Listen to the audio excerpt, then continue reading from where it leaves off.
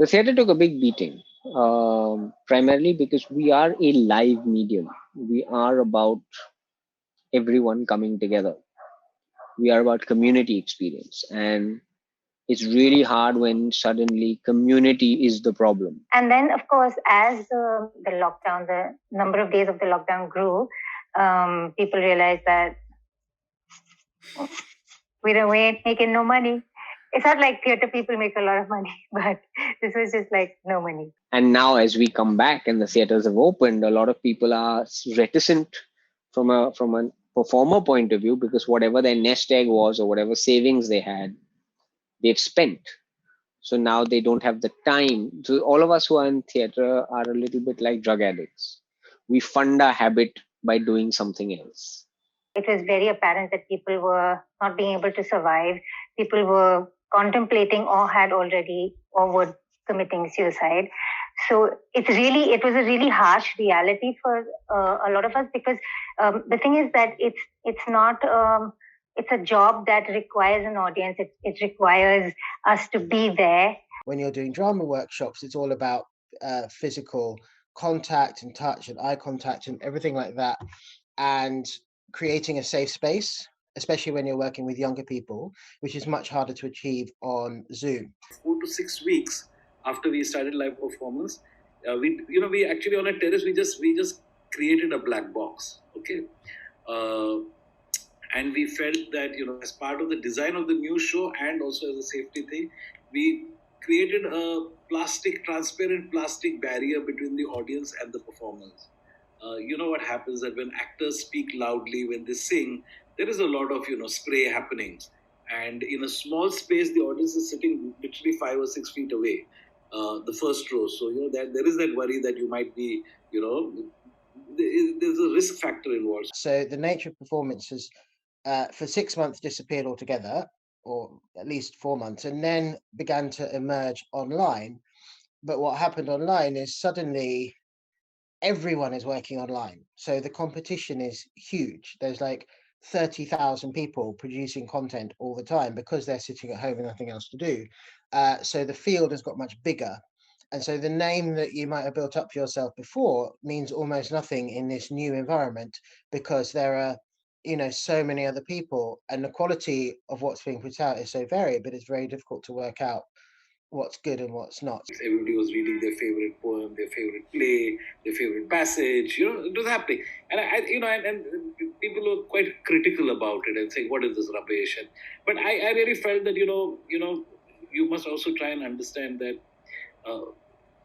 an actor is not particularly it's not particularly regarded in our society, right? I mean, you're really doing something which is a very uncertain existence, and also the nature of the game is that you're only really visible when you perform. Otherwise, you're just some invisible person. So there is this pressure on you to be visible, and social media at that point of time was the only way you could be visible. Yes, everyone and his grandmother with a djembe decided to, perform online, and that was fine. That's an artistic expression. It's an artistic release.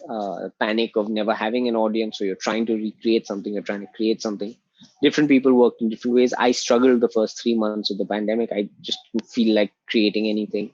So we were working on a theater production, 50 actors actually at that time, 3 different languages. So I said I should not stop, and we continued working with all. So about 30 of them who had good internet and all, we continued working, and all of them were scattered all over the country, and we were still connected. And it was wonderful to realize how similar the worlds were, and what our issues were, problems were, emotions were, in 30 different setups, in 30 different cities, towns, villages of India. Recently, the budgets came out, and the government has cut 15% from the Ministry of Culture, which means that it's going to affect culture and arts and thereby theater in a huge way, because 15% cut is really big.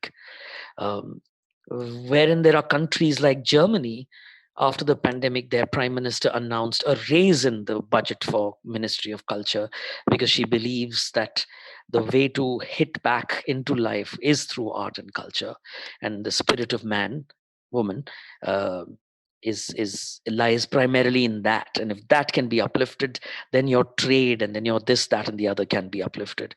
I mean, that's another noble way of looking at things. Akarsh Khurana, who runs a company called AK Various, said something very funny, but also true, tragically. Where he said, I think we were chatting about this in about May or June. And he said, these 2 months have been the most profitable for theater ever. And I was like, what do you mean? It's like, because otherwise all theater loses money. These 2 months we've done no shows. These are profitable technically. We're not losing money. We're doing great. If the house is full. So if 50% is full, it's just charity. I mean, we don't have money for that.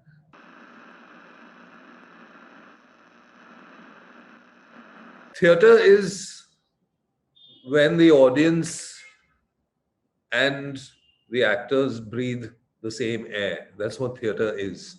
So if you're not doing that, it's not theater. It felt to me like, oh man, it's not the same feeling, you know?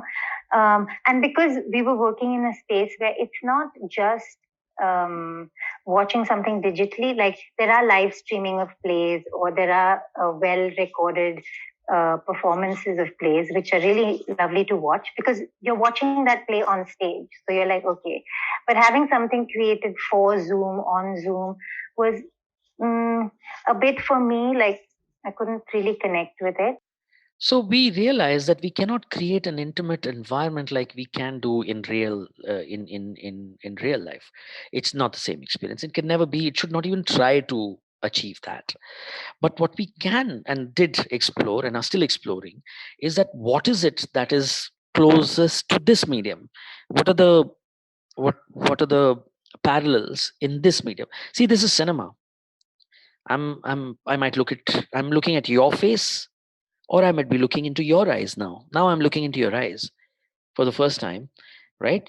And I can do all kinds of things. I can whisper to you, and I can come very close, and I can keep exploring these different possibilities, which I cannot do in the theater. We were trying to develop a play that will roll out on WhatsApp, for example, where 250 audience members will sign in, and there'll be 10 actors, and we will play through memes and videos and audios and written script and all that. Now imagine if when I was coming that close to you, suddenly my eye and you saw a bird flying through my pupil. How would that have been right now? Like right now. We are on Zoom, but I have a software where I can come that close to you. And when I'm that close to you, you'll see a vulture fly through my eyes, and maybe something written will just flow through my eyes, and it'll say, press alphabet R. And you will press the alphabet R. And the moment you press that, I'm into your computer. And now I'm controlling it. Podcasts of 4 new plays, and we really worked on them in the sense that they were produced. So Foley sounds were added, music was added. So it was almost like listening to a radio play, what we used to hear when we were younger.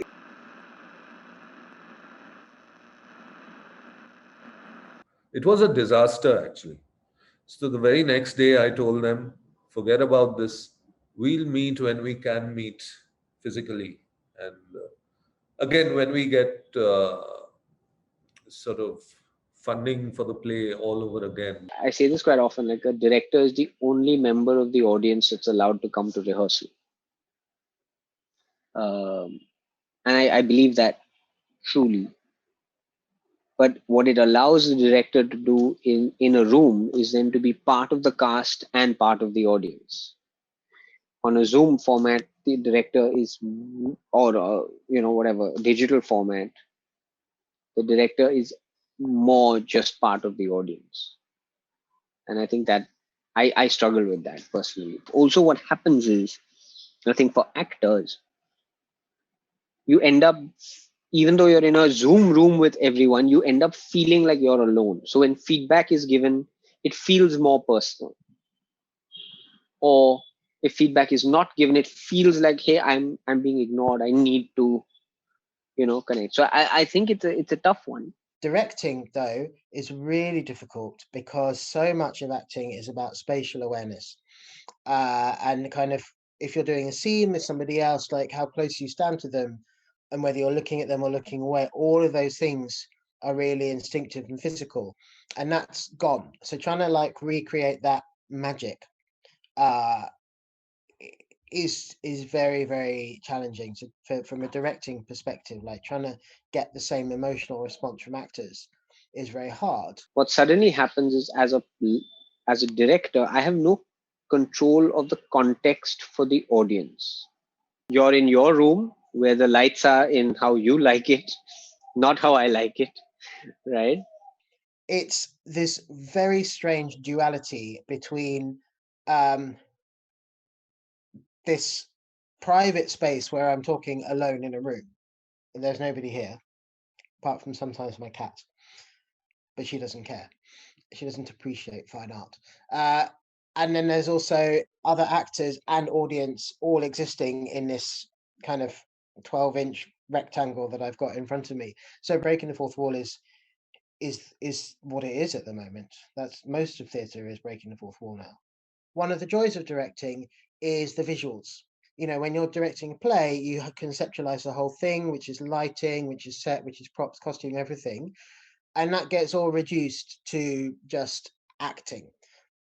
There are benefits in that because you really focus on the emotion of the actor. But for me, who enjoys the holistic nature of a live theatre production, I have found that sad.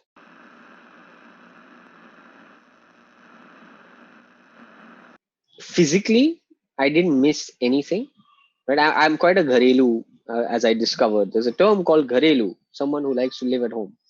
But something very strange happened. My sternum felt shallow, my chest felt shallow, and I didn't understand it. And then it came to me, and I realized that um, the only time when the chest is activated is when you hug someone. And when I realized that, oh my God, I hadn't hugged someone in 3 months, right? It was like, oh my God. And we're theater folk, we like hugging a lot. Artists, you're just like, oh my God. Like, literally, I had feelings of like, I can't do anything else. And these were echoed by people who we went to drop rations to. They were like, हम और क्या कर सकते हैं? और कुछ कर ही नहीं सकते. Yeah, so it affected me in a sense, like it made me like think about like my life choices, my life. I was like, why am I here? What am I doing? How am I gonna, what I mean? Like, what is all of this worth eventually? Like, and I was like, maybe I should have gotten an MBA. Maybe I should be like a banker. Like, maybe I should just do an online university course. So I think that was something everybody felt like, oh my God. The pandemic has completely changed my entire life, really, in good and bad ways. So I came back to the UK because my mother lives alone and she's quite elderly. She'll hate me if I say that, but she is. And so I never, even when I used to live here, when I grew up here, because I was so busy doing things, you never noticed the world around you, like especially nature. So that's been a complete fundamental change. I think coming back to Mumbai, I will miss nature because we live kind of out in the countryside anyway. So there's forests, trees, hills, rivers, all that kind of stuff. And that's been really inspirational. Same thing in the building, for example, somebody had pandemic, everybody hid themselves, nobody was like, asking them, nobody even knew that they had pandemic, somebody lied, all those kind of things were happening. So as I said, it was the best and the worst of us came out because somewhere we've all sort of brushed closely. We had a brush with death or illness or whatever, and suddenly life is much and suddenly it's precious, and now everybody realizes that that smile is so lovely. It's worth letting go of a lot of ego. It's worth letting go of so much of this. I think things are getting worse, but we are getting immune to it. Initially, there were just a few cases, and there was panic everywhere in building societies, etc. And now there are thousands and hundreds of thousands of cases. and people want to go by train and want the local trains to start, etc. So yeah, it's a tough one. It's such a leveler for everybody, pretty much, because it doesn't matter who the hell you are, you're all sailing in the same boat, whether you're in Japan or you're in Australia or wherever you are. It's been a slap in the face for everybody. But don't fall down. That's all. You have to bounce back. You have to bounce back. That's the main thing. There will be new voices emerging. I think there is, as I said, periods of social unrest do trigger creativity and have always done throughout world history. And so I'm really interested to see the ways in which people have adapted and made new content and been innovative. People should have the courage to come and see plays after this whole thing is over, or when it sort of improves. Opportunities and limitations. And let's see what comes. Who wins? I think opportunities will always win because art will always reappear. Is that a line from Jurassic Park? It might be a line from Jurassic Park, but not about art. Life will find a way. There we go. Art will find a way. There we go.